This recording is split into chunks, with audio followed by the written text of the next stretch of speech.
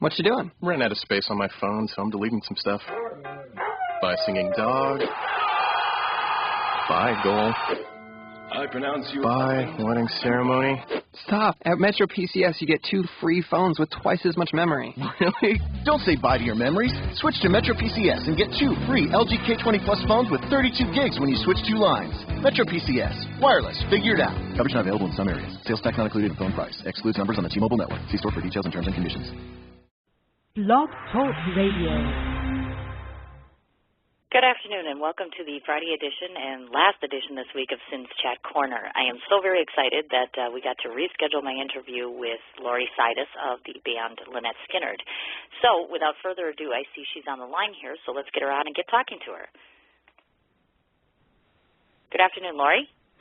Hi, Sin. How you doing? Hey, I'm doing well, thank you. I was just telling everybody how excited I am that I actually have Laurie Sidis on my show today because we didn't get a chance to do it the other day. We were having some technical trouble, and I finally got you on the show. So I'm very, very excited, and it's a Friday, and so here we are. This is going to be cool. Yeah, thanks for having me. I'm really excited about it as well. Oh, my gosh.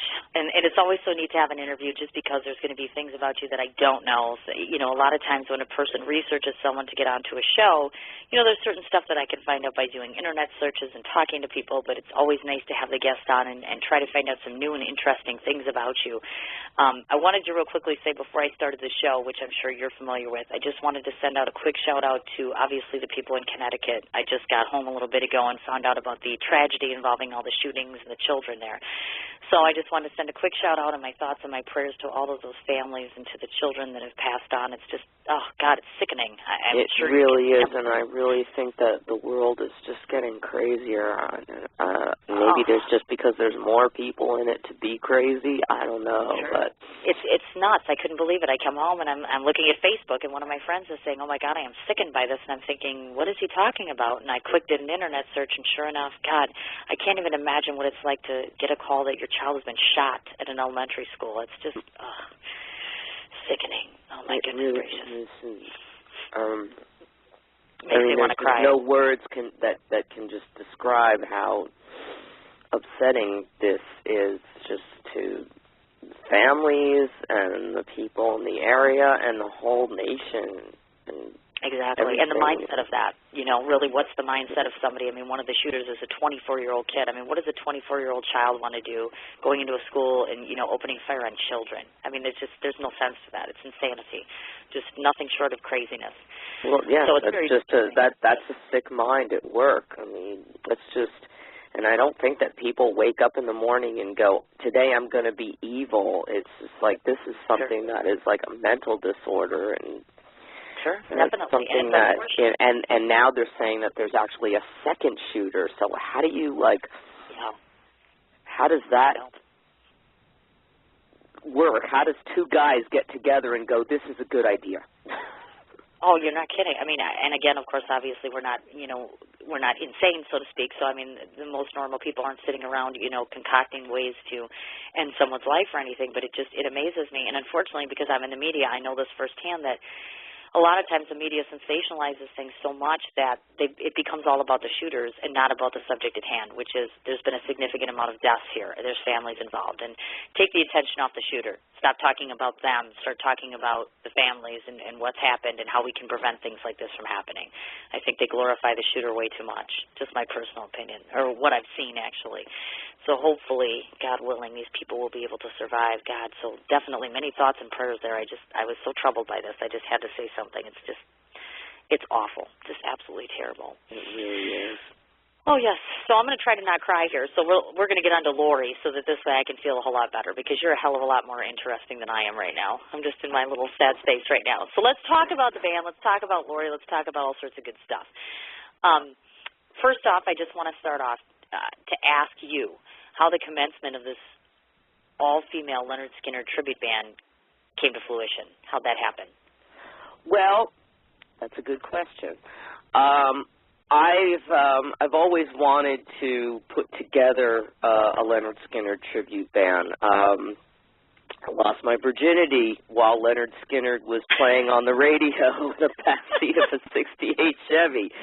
So it was Freebird, so it was a good long song.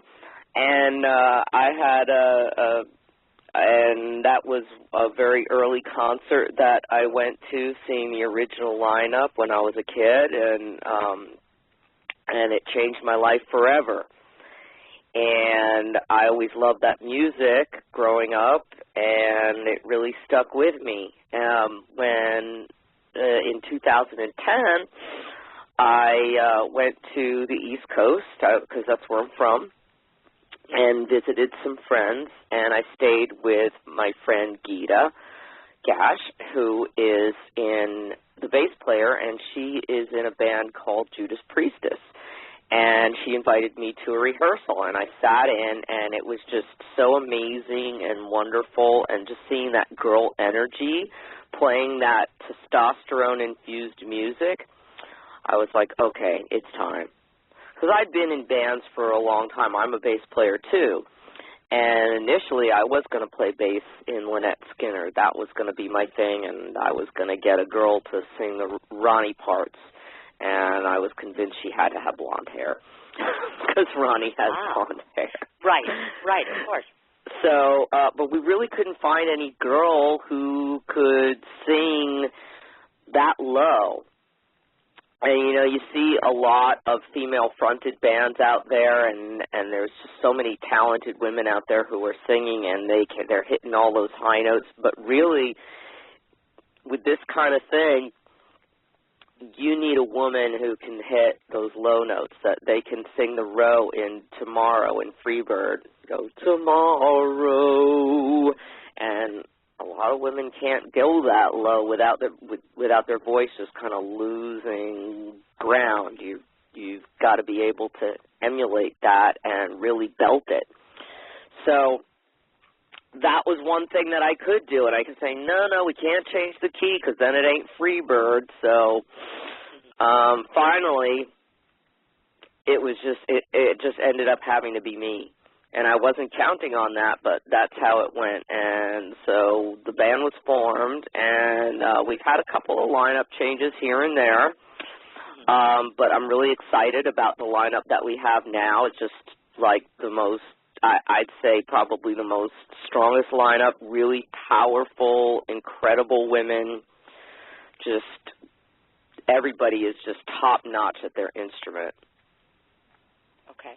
I've gotcha. And, of course, obviously this question, I'm sure I know the answer to it, but I'm going to throw it out there.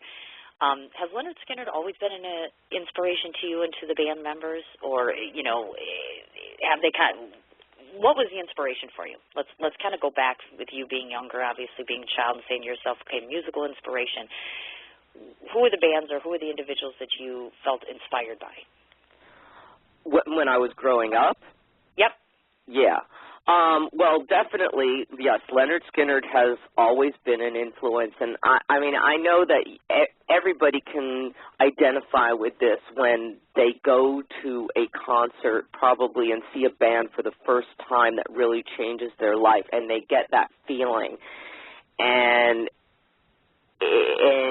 it's just this magic that happens inside of you, and it's just this inspiring, beautiful moment where you say, wow, like this moment, I just want to keep it with me forever and ever. And I get a lot of people who come up to me after we've performed and say, I know you're girls, and you clearly, like, do we sound exactly like Lynyrd Skynyrd? No, we're not a carbon copy. We're trying to capture something, and people tell me that they say, I have that feeling that I got when I saw Lynyrd Skynyrd back in 1976. And that's what we're trying to do. So that's a good day when somebody says that to me, because that's that magic that you capture.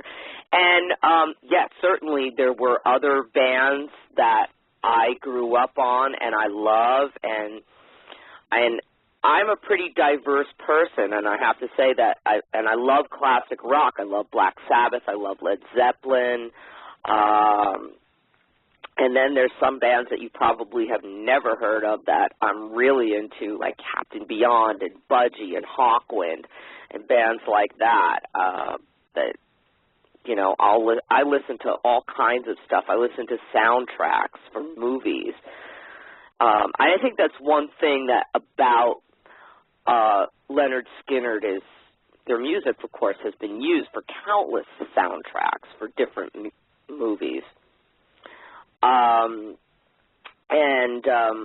I really feel like the thing that I love about Lynyrd Skynyrd is that they have this incredible story, that those guys came up from nothing. They were just dirt poor, and they really are the epitome of the American dream and the story of these guys who came up from nothing, achieved rock and roll greatness, and of course it was laced with tragedy that we all know about, the crash and all the inner workings of the band that, kind of made things not so easy in their lives.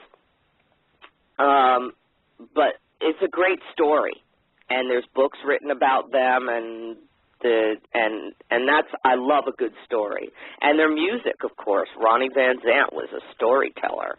I think who better to relate their story than a woman? Definitely. I would agree with that hands down. Certainly. Well, yeah, and I think that, in our history, too, human history, that in many tribes, not just Native American tribes, but just, going back to early man era, it was almost always the woman who was the storyteller, the higher elder, who was relating the story back to the rest of the tribe. So, I think that being in a tribute band is, there's a lot of,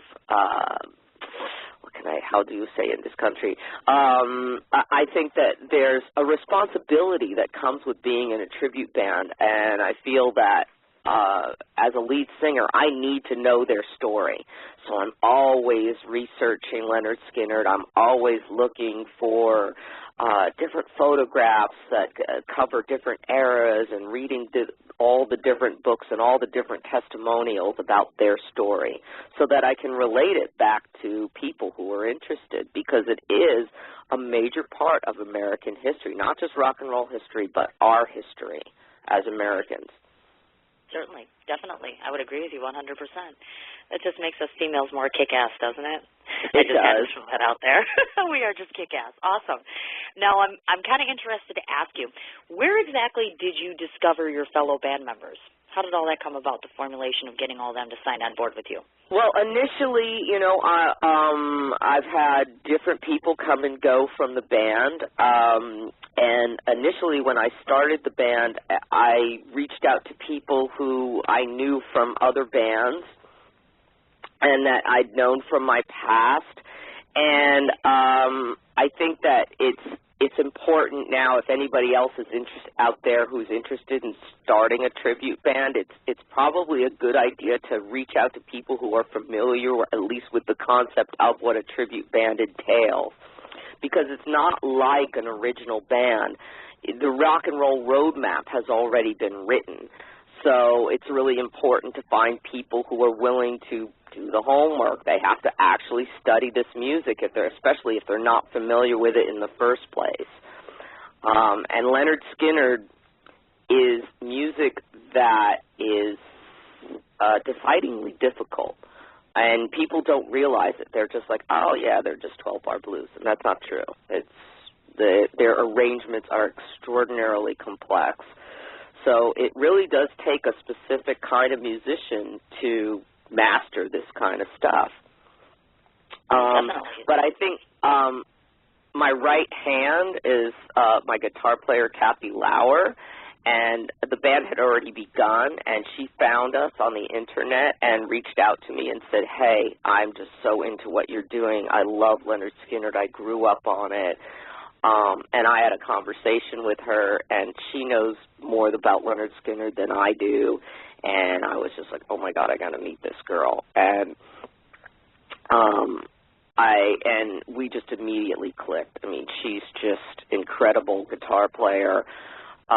Really knows this stuff, studies it, and she knows every single guitar part. And there were 3 guitar players in Lynyrd Skynyrd, and she knows all the different guitar parts. So she's just willing to share the information with the other musicians and without any ego, and she's just incredible. I really do feel like in this situation, you know, I asked for a great partner in crime, and the universe answered me and said, yeah, there she is. That's Kathy. Oh, how neat is that? Yeah. Oh, cool. Definitely. Now, were you friends with these individuals prior to them coming onto the band? Some of them I was friends with, and some of them have, but those original people, they've come and gone.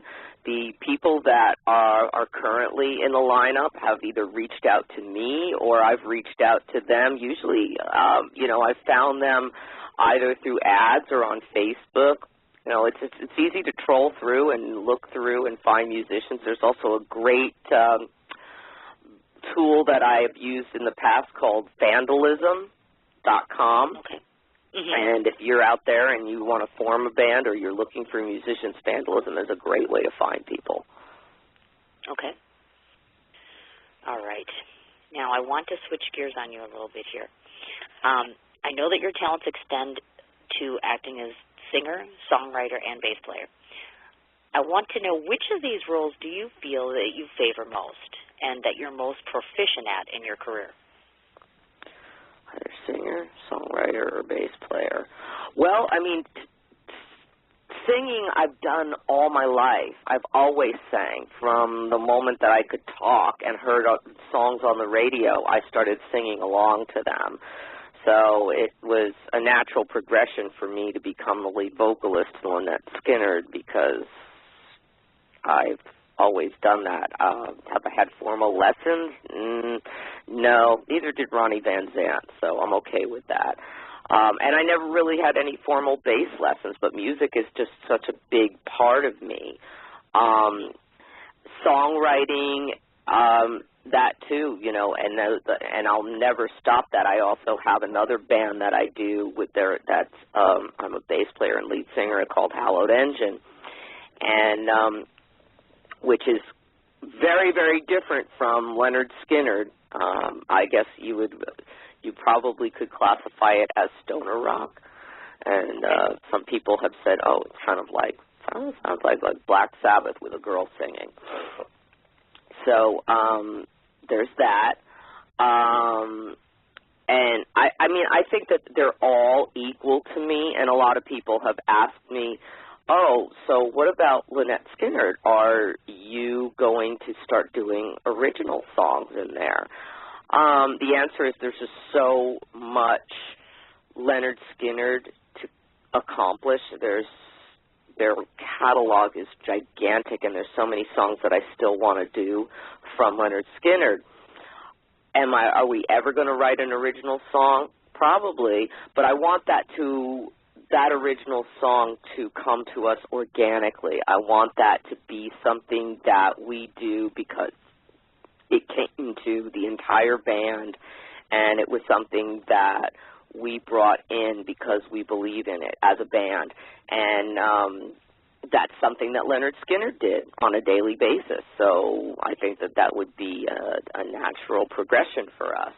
Right now we're focusing on recording an album, and of course, you know, it's got a couple of hits on it, but most of the stuff that we are going to be doing is probably going to be songs that most people don't even know Lynyrd Skynyrd wrote. Mm-hmm. So not totally obscure, but it's definitely going to be for the consummate Lynyrd Skynyrd fan. Like, wow, I can't believe that they recorded Trust. That's amazing. So I'm really excited about that. So I guess in answer to your question, what is my totem pole of priorities? Mm-hmm. Wow, that's a tough one. I guess I'm going to say right now, I guess the totem pole of priorities is going to be singing, bass playing, songwriting. How's that? Gotcha. Good answer. No, I just, again, I find that fascinating always when you have a multi-talented individual and they do a plethora of different hats, or they wear a plethora of different hats, I should say. it's always interesting to get your own take on that. Well, yeah, and there's so many different things that I do in my life. I always say that when somebody says they're bored, I go, well, then you must be boring. I mean, there's just so much out there to do, and not only do I do the lead vocals and I lead Lynette Skynyrd, I also do all the artwork for Lynette Skynyrd. So everything that you see on the Internet, all the posters, the web banners, everything, I do that. Mm-hmm. So that comes in really handy. Sure saves money, that's for sure. Oh, you betcha. Yep, we're going to get into that as well, actually. Okay. But before we do that, I kind of want to go back into your history again and ask you, at what point in your life did you feel that music served to be your heart's desire? When did you discover that initial passion for it? Well, I always loved music. Like I said, I grew up on listening to music. I think I'm kind of a late bloomer when it comes to having picked up a musical instrument, but bass just seemed like the right thing for me to do, and I didn't really pick it up until I was about 19 years old. And then I immediately got into a band, and we were just genreize it, if that's a word, as kiddiecore, and I didn't know how to play my instrument. Nobody in the band knew how to play our instruments, and I got signed immediately. It was crazy. Our first gig, we got signed, and we put out an album. It was awful. But that was probably my first experience being a musician, and this was like a little kind of punk band, and we were opening for the Dead Kennedys and the Circle Jerks and the Butthole Surfers and like all these bands that were coming up at the time that were huge. So it was a pretty crazy time. And I mean, I think that kind of let's say I got bit by the bug. But I knew I wanted to be a better musician. I knew that I wanted to learn my craft, so I kept going at it and kept going at it and kept getting better at it. And, like, if you do something every day, you're going to get good at it. So, yeah, and it was early on, but I didn't pick up the bass until I was about 19 years old, and I didn't really front a band, per se, until many, many years after that. Gotcha. Okay. Can I ask, was there a multitude of opportunities that was presented to you, meaning musically, at an earlier age? Did you have these things that came up, contests, things you participated in earlier on before you got to the point you're at now? I think that, it was a time and a place that offered a lot more opportunities. And like we see today in the media, that with the unfortunate incidences that we were talking about, there's just more people out there, and there's more media out there. So there are a lot of opportunities out there, but grabbing them and being able to grab people's attention is a lot more challenging because there's more people, there's more media. People have shorter attention spans because of it. So when, in the old days, if you were going to go out and play a gig, it was just easier to get people out there because there was less media out there going, oh, and then there's this, and then there's that, and then there's this, and then there's that, and pay attention to this, and this is going to be on. So it was easier to get people out. It was easier to grab the attention of record labels because there's less people, less bands. And I think that probably the genre that I started in was probably the right thing for me because I didn't really know how to play my instrument. And but there was definitely a calling for it. At the time, bands like Sonic Youth were happening, and, well, they're still happening. But, people were just starting to hear about it and going, ooh, who's going to be the next one? So, we had labels out there who were interested in checking us out. So that's kind of how it happens. Were there more opportunities? Maybe not, but there was definitely it was easier to get attention. Okay, as compared to now. Yeah, that makes perfect sense, actually. I'm right there with you. Do you ever find yourself, meaning, and I classify you, of course, in the entertainment industry, being a musician yourself, have you found it to be maybe with the proverbial term cutthroat or challenging ways which you can find to be overwhelming at times?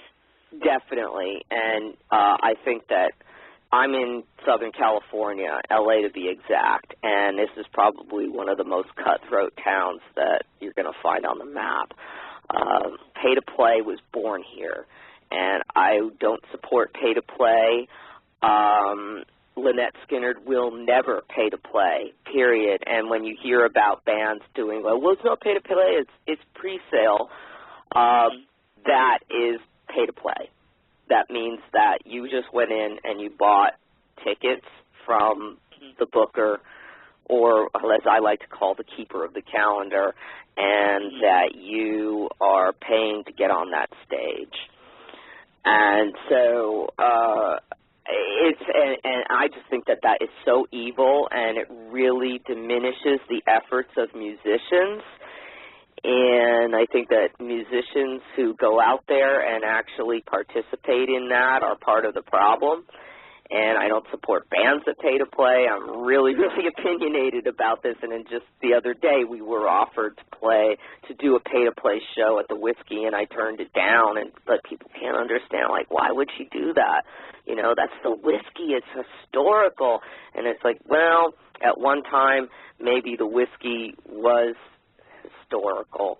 But today, the Whiskey is just a place that there's somebody who's keeping the calendar, and they're just getting bands in there, and it's not about, like, the quality. It's not like, oh, it's just like the Doors. We're going to play there just like the Doors did 40 years ago. It's like, no, it's not the same. A friend of mine made a comment the other day, which was that actually, it was my husband. And he said, yeah, and he said, you know, playing the stage at the Whiskey is like banging the town whore. Everybody, for a price, you can go there. Oh, I gotcha. No, I know exactly what you're talking about. Yes, I know exactly what you mean. And it's so refreshing to hear you say that, too, and just say, you know what, our band is not going to participate in this, because that's important. That speaks volumes about your character, I think, personally.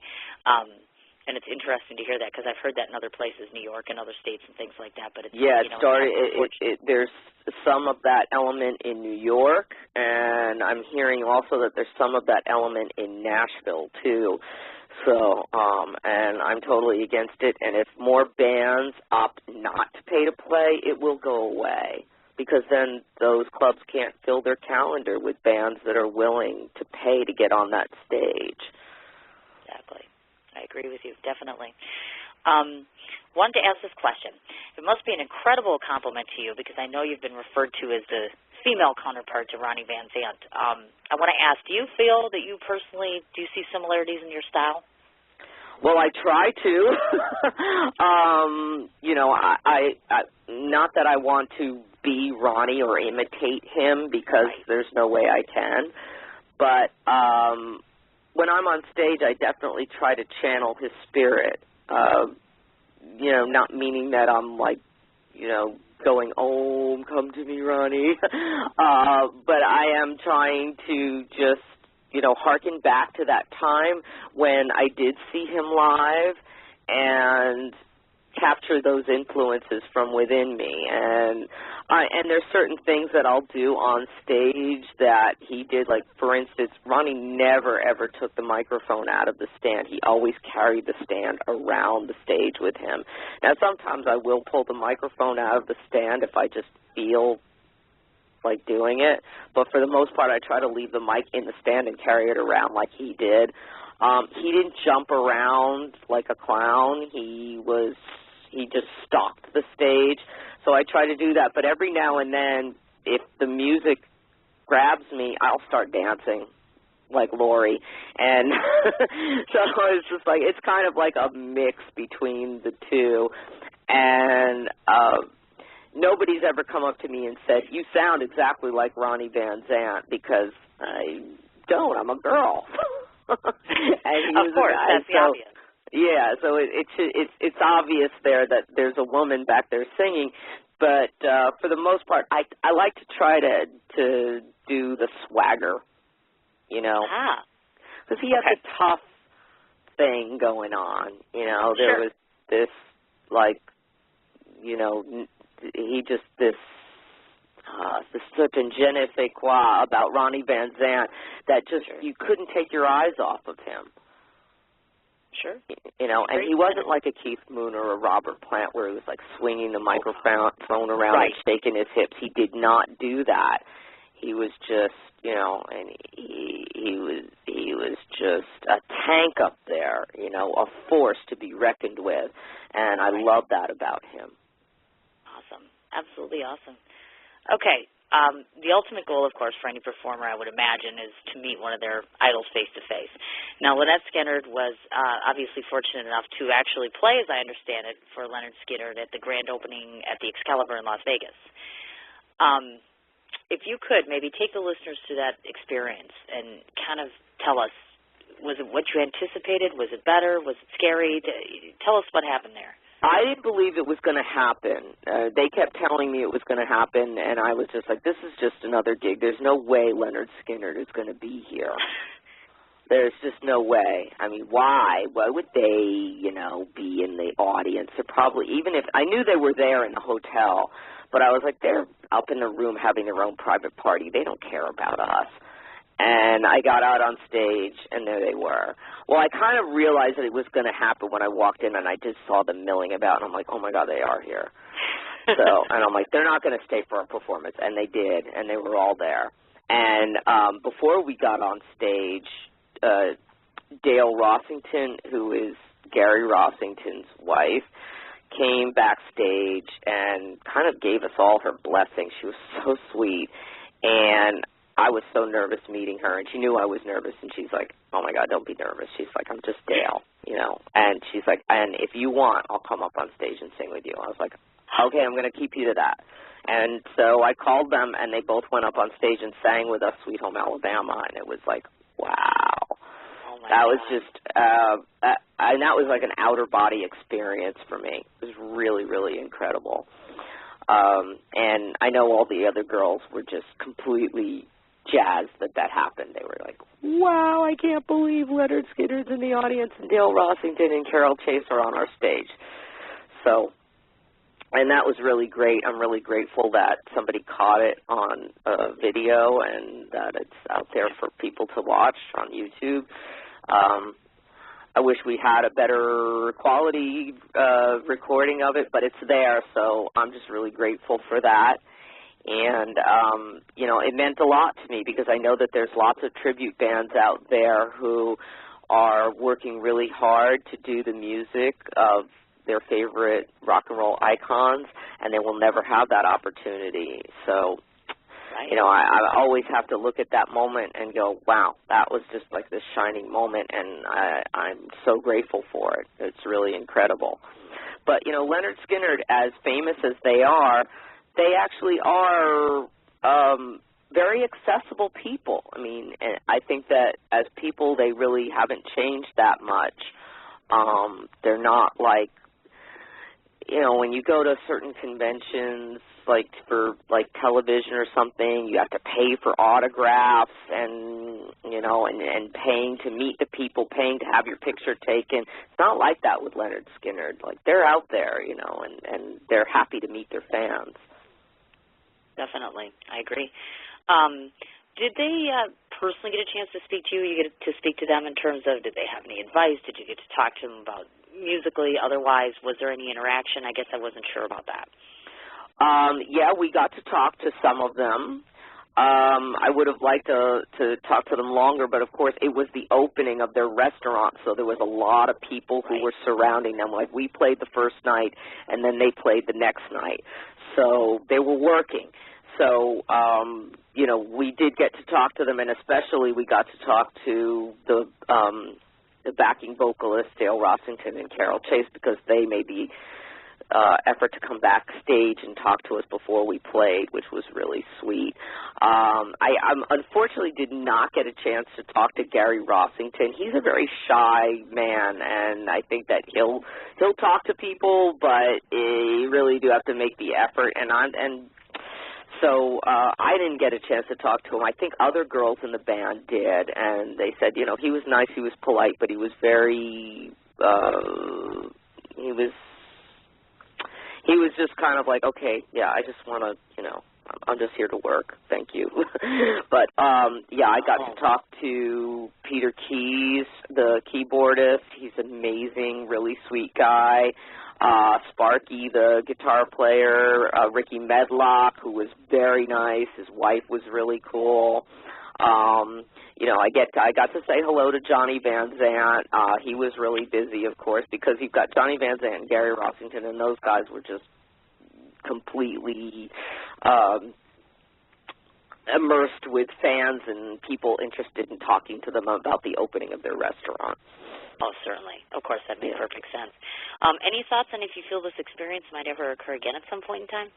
Well, I'd love that to happen. The unfortunate truth is that that restaurant only lasted 9 months, and they went out of business. That's right. And so it's not open anymore because they did say that, oh, yeah, and Lynyrd Skynyrd is going to be here to play, you know, and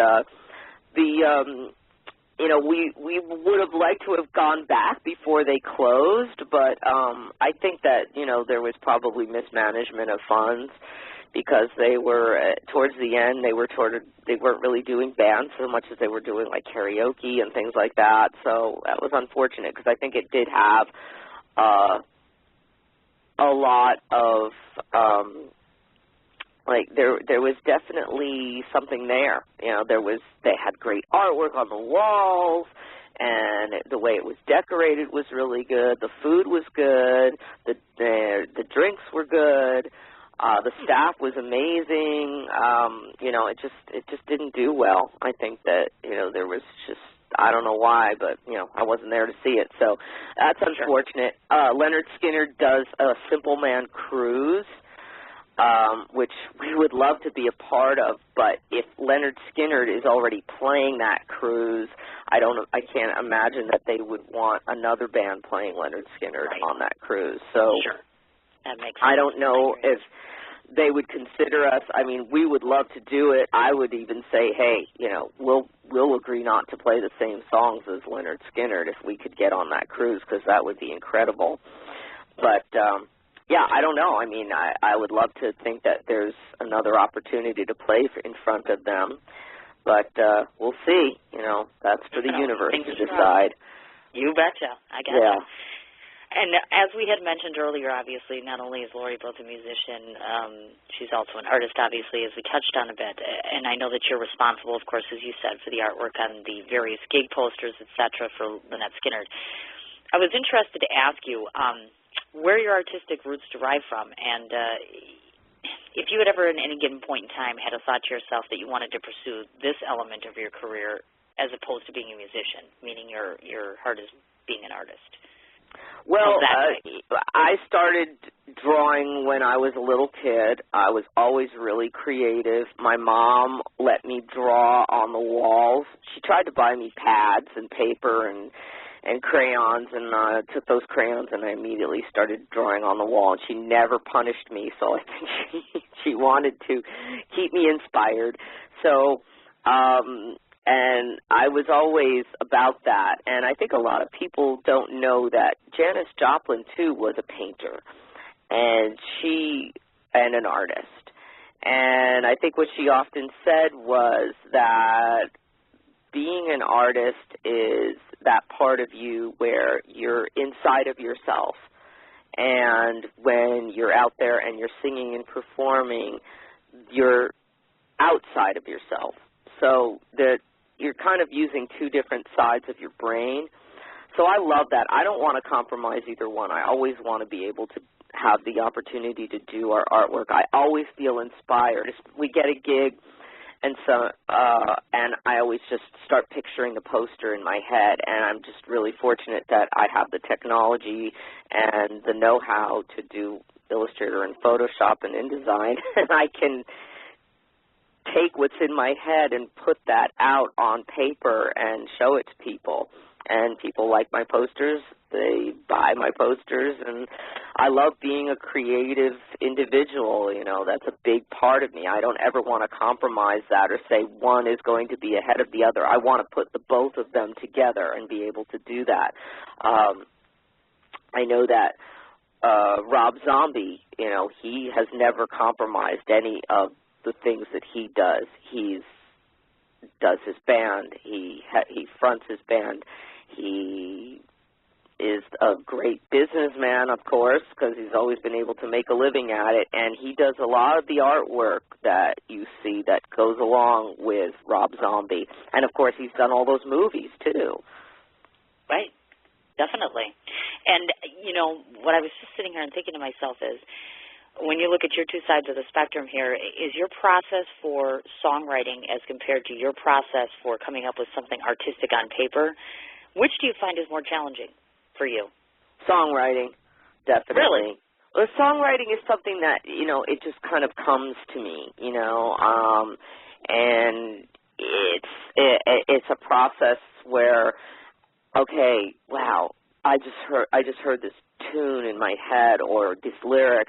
I'm going to write it down really quick so I don't forget it. And there's just been times where I hear a tune in my head and I'll be walking and I'll, like, call my cell phone and just hum the tune back, and then I rush home and play it on my bass and then come up with something.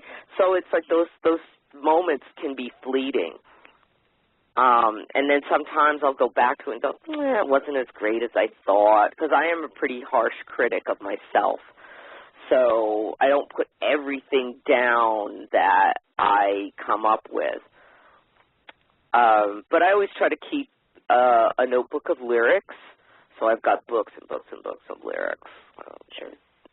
That comes fairly easily to me, and then I'll usually go, oh, like these lyrics would go good with that song that I wrote on the phone the other day.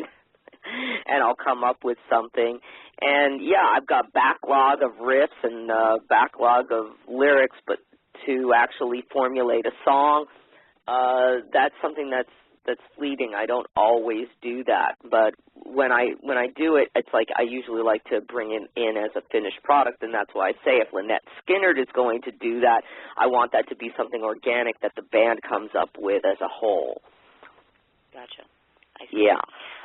Doing artwork is just like, you know, like I said, it's something that I do every single day of my life, and I really feel driven to do that. And it's a way that I've made my living for a long time. So it's something that I feel really strongly about when I'm doing a poster, and I get inspired by things. So it's like, oh, we've got this show coming up, you know, I'm going to make like this, I'm going to put this imagery in this frame, and I'm going to make like the lettering go around it, and I'm going to do something with the rebel flag, and I'm really inspired by iconography. So, and I think, like, you know, a lot of people have negative opinions about the rebel flag, but, you know, I see it as a symbol of Southern culture, and I also see that as it's just a great icon. It's like 13 stars in a bar. That looks great. That's cool. You know, and I know that there's some hate groups that adapted it and everything, but that's not the way I see the rebel flag. When I look at the rebel flag, I think Southern rock, Southern heritage, Skynyrd, and Dukes of Hazzard, of course. Of course. Yeah. Well put. Okay, shifting gears to the band. Lynette Skynyrd has been referred to, as I've been told, as the female ambassadors of Southern rock. Now, maybe share with our audience how it feels to have been bestowed such a title for your band. Well, that's a great honor. But I have to say there aren't that many females in Southern rock, and there are some females that we definitely have to raise our glass to and salute, and you know, there's that have been in Southern rock or are in Southern rock, and I'd say probably the one that comes to mind first and foremost is Ruby Starr from Black Oak, Arkansas. She is a great influence on me. Black Oak, Arkansas is another band that I hold in high esteem, and she was a big part of that band. And she was a great lead vocalist and a great front person in her own right. And she is now deceased. She left us in '95. But, I just want to make people aware of her because she is a great influence on me, and a lot of the other girls in the band hold her in very high esteem. She was somebody who was really sexy, had a great voice, but she never compromised her femininity. And I think a lot of women these days who are doing rock and roll in general just feel like that they have to compromise their femininity in order to be strong. And I don't think that you need to do that. I think you can have both. Right. I would agree with you wholeheartedly, actually. Can I ask you what you feel makes your audience respond to you in such a positive manner? Well, a lot of people have come up to me and said different things of why they like the band.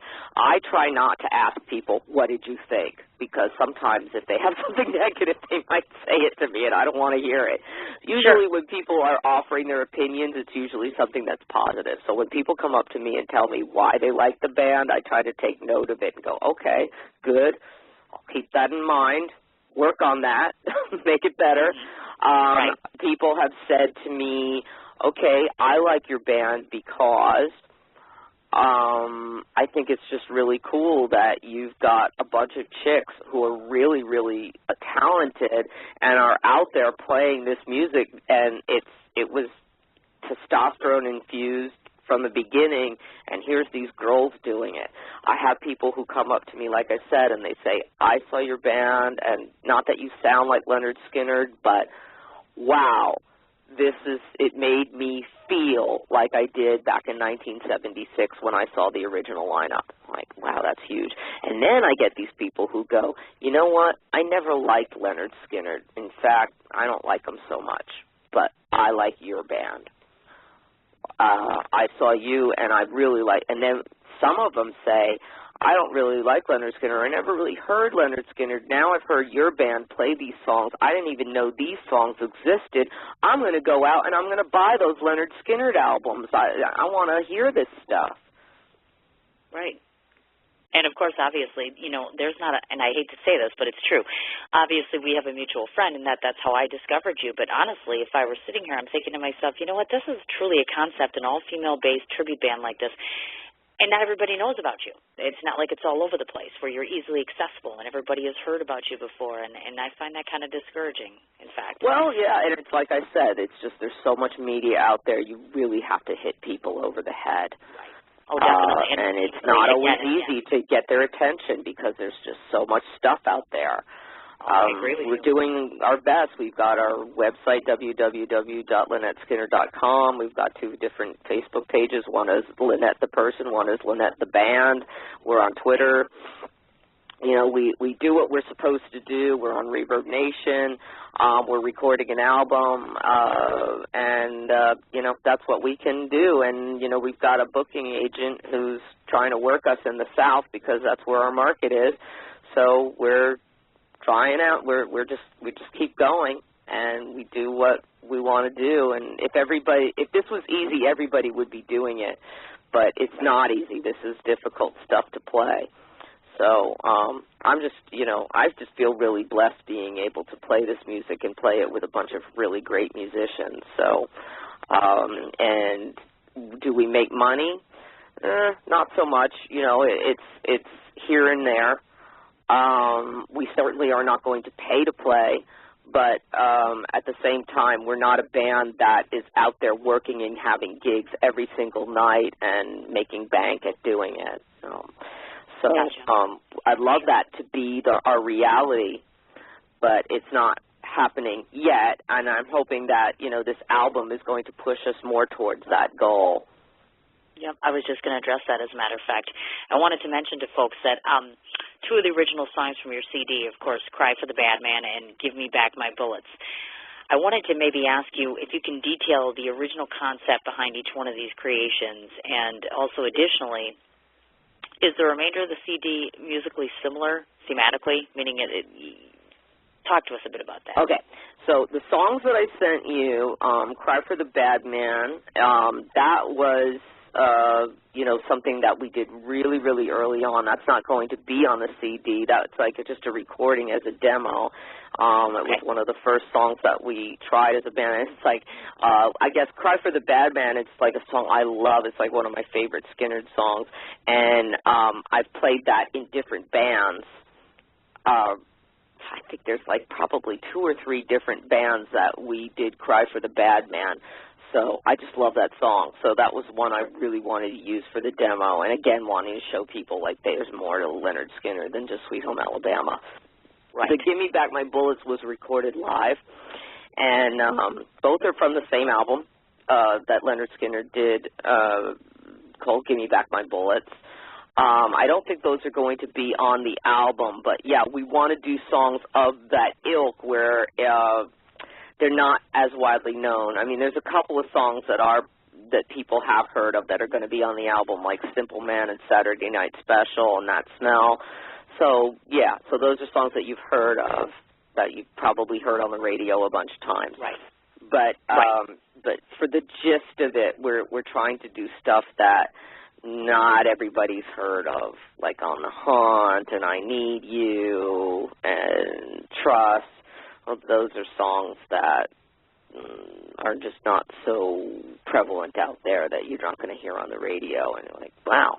And that's that line from the person who comes up to me and goes, wow, I didn't know that Lynyrd Skynyrd even did this stuff. I'm going to go out and buy the original Lynyrd Skynyrd album because I want to hear the original now. Because we're champions of Lynyrd Skynyrd. It's not like we're trying to compete with them. We're honoring them.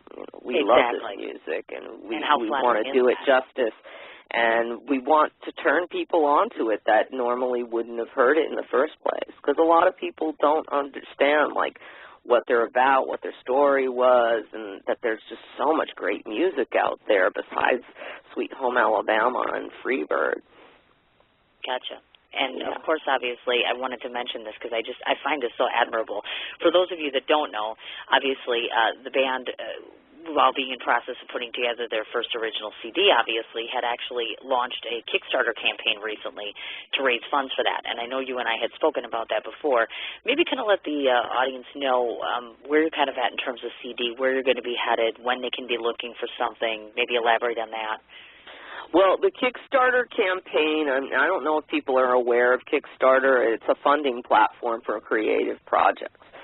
So I think that the timing was probably pretty bad when we went up there because it was right before the holidays, so people are really focused on what they're going to buy, the presents, and then Hurricane Sandy hit, and so people are, if they're going to donate to anything, they're going to donate to people that got hit by Hurricane Sandy, and there were just a lot of unfortunate people, and I get that. So, I didn't want to be discouraged, and there's also a lot of our fans out there who really felt kind of like weird about Kickstarter, like, wow, this is kind of weird. I never heard of Kickstarter.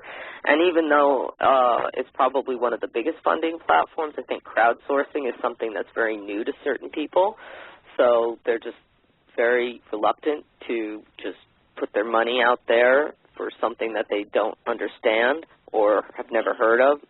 And people don't want to compromise their security. So, it's like, wow, I'm going to put my personal information on this thing I've never heard of. I don't like it. So then people were just saying, oh, can I send you a check? Can I send you cash? Can I send you a money order? And I'm like, no, that's not the way Kickstarter works. It works on pledges. So now we're doing our own funding campaign just on our website. And it's already working better. We've already actually been able to honor some of the pledges that people have made in the original Kickstarter campaign, and then also people are starting to actually just send us money because these are people who are saying, yeah, Lynette Skynyrd, what you're doing is totally cool. We want you to do this album. here's $50, here's $100. We got a guy yesterday who was saying he's going to send us $1,000. So I'm like, wow, that's pretty amazing. I said, thank you. If that happens, I'm going to be very, very grateful for that, and please do not send that as cash through the mail. Oh, my God, exactly. Holy cow. God, and you know, obviously, of course, Kickstarter is just, my personal opinion, is just one of those amazing outlets for individuals like yourself that are out there and getting established and trying to get things, you know, the ball rolling on that. It can be an absolutely fascinating resource, and I've seen other individuals utilize it before where it's gone successfully. If you were to project looking at things from some kind of a timeline, any thoughts on when we can look for something new? Yeah, I'm thinking probably what I'm hoping for is that this album is done by the end of February, because we have a tour coming up in March, and we're probably going, the way it's looking is we're going to be doing dates going to and from Texas. So we need to have something out, because the last time we played a live show was in Colorado at this biker rally, and that was really, really fun. And we could have sold so many CDs. I mean, people were just clamoring for them. We sold a bunch of shirts. We sold some posters and some pendants. But everybody who came to the table was like, you got a CD to sell? You got a CD to sell? Like, no, don't have one. So that was very disappointing for me and for the fans, because I want to give people what they want. You know, that's the whole idea of this. You know, I want to share this music. So I'm just really excited for it to come out. We have a great studio we're going into. Everybody is just really primed for it. They're ready. We love these songs, and I think it's going to be an amazing piece of music. And we're also going to, as a teaser, one of the first things we're going to do is we're going to have this very, very rare song that a lot of people don't even know Lynyrd Skynyrd wrote it. It's called Cottonmouth Country, and we're going to have that as a free download. Okay. Yeah. Got it. Making a note of that for myself as well, so I can take care of doing that too. Yeah. And of course, as you just touched on a little bit, because I wanted to mention that too, obviously, to listeners, that I know that you offer. You've got the clothing items, you've got posters, pendants, etc. And of course, I'm presuming if they go directly to the website, that's the one place that they can order or find all of that good stuff. Yeah, I mean, you can order our stuff on www.LynetteSkynyrd.com, and you know, we take PayPal, and if you so choose, we could also, you know, take a check in the mail if you're not into doing the whole credit card thing. And, you know, we try to keep our stuff fairly reasonably priced. And, you know, also if people out there are interested in donating towards our campaign to do an album, there's if you do www.LynetteSkynyrd.com/album, that would come up, and, you know, there's different, like, tiers. Like, we've got, like, 4 different tiers. Like, you can either donate, or for $25, you can get a pre-order CD, and I think it's like a band photo, and it's all, like, limited edition stuff, and a sticker, and then one for $50 has all that, and a T-shirt, and I think the other one was $100, and that's got like the T-shirt, pendant, and poster. So there's different things that you can get. And then if you just want to buy our merch, you can just go to our swag page and grab something and buy that too. And we've got some pretty cool stuff up there too. Yeah, and of course, a lot of it based on the Mud Flap Mama, the logo that I designed for the band, which is that trucker icon, and she's wearing a cowboy hat and holding up a Gibson SG. Gotcha. I've checked it out too, folks, Yeah. because I can tell you this. I've gone through the entire website, and so I think it's just the work that you do is amazing. Not only from the thank you. musical side of things, but it's just really, it's just some beautiful, beautiful work, actually.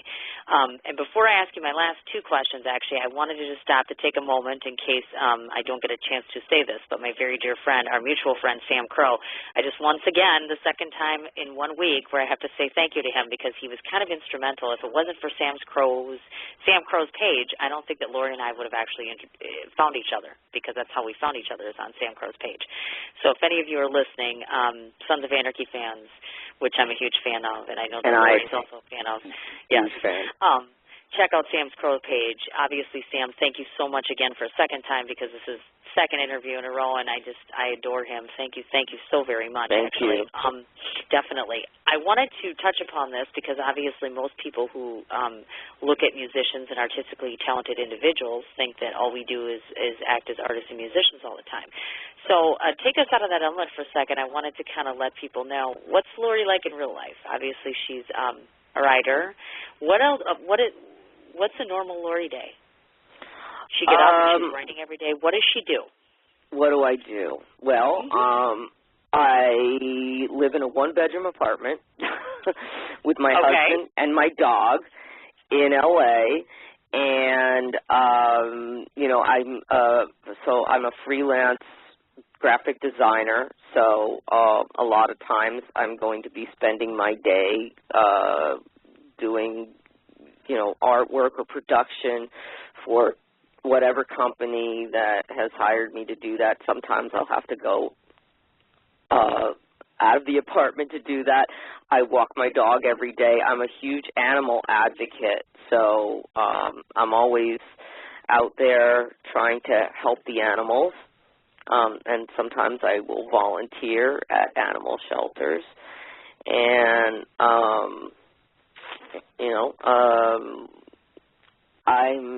I'm constantly doing creative things too.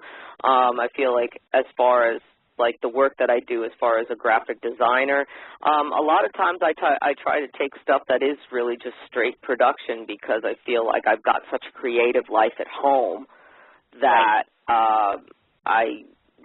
for me I kind of want something that's a little bit more streamlined, because the creative process is not so much, there's just so many rivers and valleys that you have to go through. I'm also kind of like a real arts and crafts geek, and I do this thing called plastic resin casting, and that's how I make the pendants that are online, that are sold on LynetteSkynyrd.com, which is just this crazy, very stinky kind of process, and thank God that I live in a nice climate, because you can't do it inside. It's something that you have to do outside, because it's super toxic, and you don't want to bring that stuff in the house because it gets really, really messy. It's like a pouring process that I do.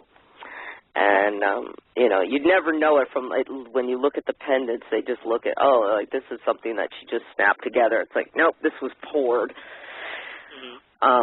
And I love that process, and I love making things. I love sculpting. I love painting, and, and I've always got something that's in the CD player, and it's always different kinds of music. I listen to soundtrack music. I listen to a lot of rock and roll. I listen to a lot of Lynyrd Skynyrd, because I'm always studying all the minutia. But at the same time, there's certain bands that I listen to that probably people have never heard of. For a long time, back in the 80s and 90s, I was a DJ on a radio station called WFMU. And that station still exists to this day. It's back on the East Coast, and I had a weekly show there where it was about music, and I had some pretty famous bands on my show. I had Soundgarden and White Zombie, Raging Slab, Monster Magnet. All those bands came and they played live on my radio show. I'm just have a huge record collection. and I championed a lot of bands. For a long time, I was I was doing promotion. I promoted shows at CBGB's and Continental. I've done some shows out here. So, you know, my mind is always working towards towards doing creative things, but I'd say like the things that I enjoy most are all linked into music. Even my artwork is linked to music.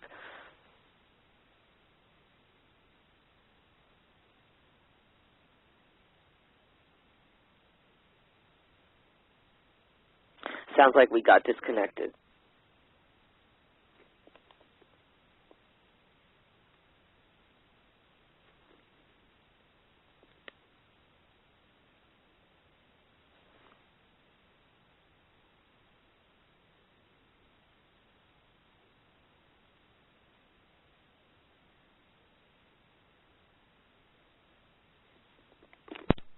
What you doing? Ran out of space on my phone, so I'm deleting some stuff. By singing dog. By goal. I pronounce you. By wedding ceremony. Stop. At Metro PCS, you get 2 free phones with twice as much memory. Really? Don't say bye to your memories. Switch to Metro PCS and get 2 free LG K20 Plus phones with 32 gigs when you switch 2 lines. Metro PCS. Wireless. Figured out. Coverage not available in some areas. Sales tax not included in phone price. Excludes numbers on the T-Mobile network. See store for details and terms and conditions. What you doing? Ran out of space on my phone, so I'm deleting some stuff. By singing dog. By goal. I pronounce you. By wedding ceremony. Stop. At Metro PCS, you get 2 free phones with twice as much memory. Really? Don't say bye to your memories. Switch to Metro PCS and get 2 free LG K20 Plus phones with 32 gigs when you switch 2 lines. Metro PCS. Wireless. Figured out. Coverage not available in some areas. Sales tax not included in phone price. Excludes numbers on the T-Mobile network. See store for details and terms and conditions.